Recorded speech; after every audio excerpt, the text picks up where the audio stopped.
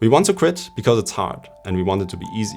We fear to fail and what others might think. We miss clarity and we don't know how to go from where we are to where we want to go. And we numb the pain of not working on our dreams by getting distracted, scrolling social media, eating although we are not really hungry, and we self-sabotage. Write down where you are today and then write down where you want to be. If there's a gap, know there's work to do. And now write down the actions you need to do to get to your goal and then compare the actions you need to do with the actions you do each day. And if they don't match, know that each day you are not working on them. The time you can ultimately spend living in the state you want to be decreases to a point where there will be no days left. So 0 days where you can do what you want to do and 0 days where you can be who you want to be. And that's the trade-off of postponing our dreams. I quit a lot of things. I quit gaming, scrolling endlessly on social media, binge watching TV series, and a lot of social events on the weekend. And the truth is, I enjoyed a lot of those. Playing video games till 4 in the morning with my friends was fun, as was taking a dip in the lake on the weekend. But I knew these activities would steal me from the time and mental clarity I needed to build up my skills and my career. I don't say you now need to quit every social event and give up on the things you love. I'm saying you need to really ask yourself what is important and why. And if you're willing to make the trade-off and possibly sacrifices for achieving what you want to achieve, because nothing is free. And that's the truth about quitting. We need to quit something we are currently doing to not quit what is most important to us. And we only ever have so many hours in a day and so many days in our life. And trying to do it all, it's not the solution. We just set ourselves up for disappointment. When we are clear on what is important to us and are willing to accept the trade-offs that come with it, we can focus on defining and becoming a new character. A character who does what we want to do effortlessly. A gamer does not have any problem staying up all night, drinking soft drinks and playing with his friends. That's his identity. But for someone who wakes up early, goes to the gym every day and then eats healthy food, the gamer's identity is like a living hell. And so by becoming the character who does what we want to do because it's his identity, motivation and discipline becomes second nature.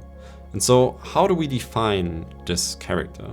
Write down what you do today, the beliefs you hold, the routines and habits you follow each day, and then start envisioning the character who would do what you want to do effortlessly. What does this character wear? How does the character speak? And what routines, beliefs and system does this character follow?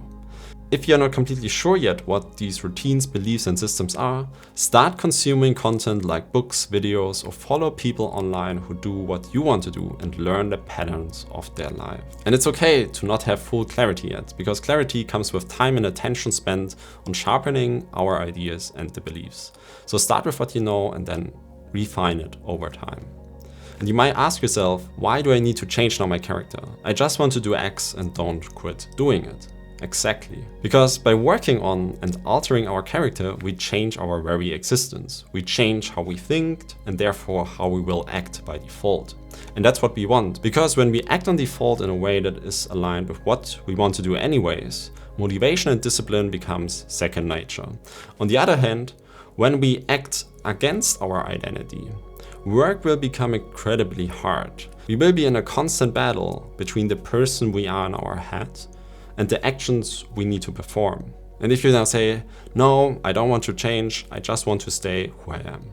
The thing is, there is no exactly staying who you are right now, because we are constantly evolving and most of the time we don't even notice it. And the only difference at the end will be that in one scenario, you will change who you will be intentionally by thinking about, okay, who I want to be and what do I want to do, and also make the changes accordingly, versus in the other, where your character will be changed slowly over time based on the inputs you are surrounded with each day, from the people you spend your time with and to the content you consume online. If you don't choose a character or an identity, you will be assigned one. And if you don't choose a goal, you will be assigned one. And it will be based on what everyone else around you is already doing or what you consume online. And so please think about this, because there's nothing worse than waking up one day and realizing, wait, actually that's not what I wanted to do after all. And also it's completely normal to change one's identity over the course of our lives multiple times. Quitting old beliefs and accepting new ones, changing habits, routines, and systems as we learn more and more about ourselves and what we want out of this life. I don't want to sugarcoat the fact that changing your character will be painful and hard. Because if you think about it, of all the skills you currently have and the confidence in them, and how it felt the first time you did them, it will be pretty incomparable. Because with time comes competence, and with competence comes confidence. If I'm thinking back when the first time I did a live webinar, wrote my first line of code, or made my first video, I either felt awkward, stressed, incompetent, or everything at the same time. And that's just normal. It's a sign of growth and that you're pushing yourself beyond what you're currently comfortable with. And the great thing is, on the other side of this discomfort and pain, waits a new skill, satisfaction, and increased sense of self-worth, because we have proven to ourselves that we can do the work. To ensure long-term success when it comes to developing our new character, we need to focus on 4 things. First, our awareness. Second, our mental clarity and focus. 3, the things we consume. And 4, our environment we live and work in. And so awareness is about reminding ourselves daily of what we want and who we want to become. And therefore put your new character to paper. You can also create a mood board or a vision board, and then set aside a time of the day, for example in the morning or before you go to bed, when you take a look at what you have put together. You could also record yourself by reading out your vision and then listening to it when you're, for example, outside. And by doing this, we prime ourselves and the attention we project outwards to things we want and the future character we want to become. What we think informs how we act, and then how we act informs how we think. A loop that becomes stronger and stronger over time. If we eat shitty food all day, watch the news and scroll social while comparing ourselves to others, we create a vicious cycle of negativity and mental clutter. Our ability to focus will decrease and our minds will be a mess. And so, without clarity, we cannot set a clear intention. And without a clear intention, we become part of somebody else's intention. And so, we gain clarity by having our goal, which is our new character, and then going about our days consuming ideas and content online or offline around what we want to do and who we want to become. And then we apply these findings in our own lives and reflect on the outcome. Did this bring us closer to where we want to go or not? And by doing so, we gain more and more clarity, which helps us set better and better intentions, strengthen our ability to define our character in full detail, and focus on the things that really make a difference. And so we leave mental clutter, inviting mental clarity.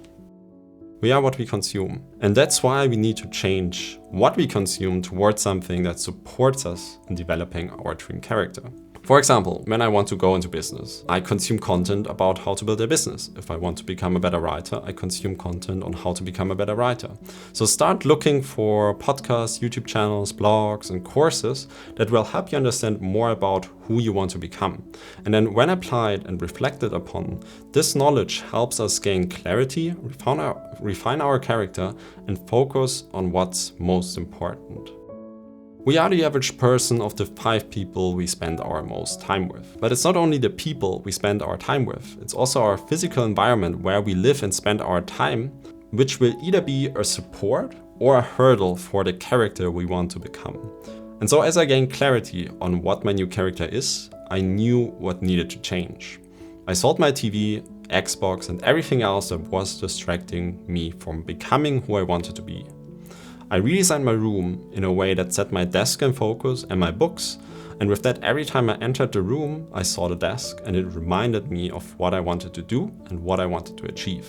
In the book Atomic Habits, James Clear says, if you want to make a change, you need to make it visible. And that's what redesigning our environment does. It brings the things we want to focus on to the forefront, so we are reminded every moment of what is most important. If my TV and Xbox were the main focus, I would have found it much harder to resist falling back into my old routines. And so turning on the Xbox would have triggered old thoughts and patterns and reignited the beliefs of my old self. And so developing a new character is like stacking the rocks on the scale. On the one side is our old character with the old beliefs, routines, systems. On the other side, there's the new one. And by playing Xbox, I stack more rocks on the side of my old character, and by selling it, I stack rocks on the other. It's a trade-off, no question. And we often have to give something up we enjoy to get something what we want even more. If it's the right thing, that's another question. But there are always trade-offs in life, and we need to accept them and be aware. So if you're interested to learn more about 6 principles I focus on to build up a character of growth, you can check out a video which I made about it here. Like and subscribe if you enjoyed this video, and remember, keep growing, keep striving, and I will see you in the next one. Peace.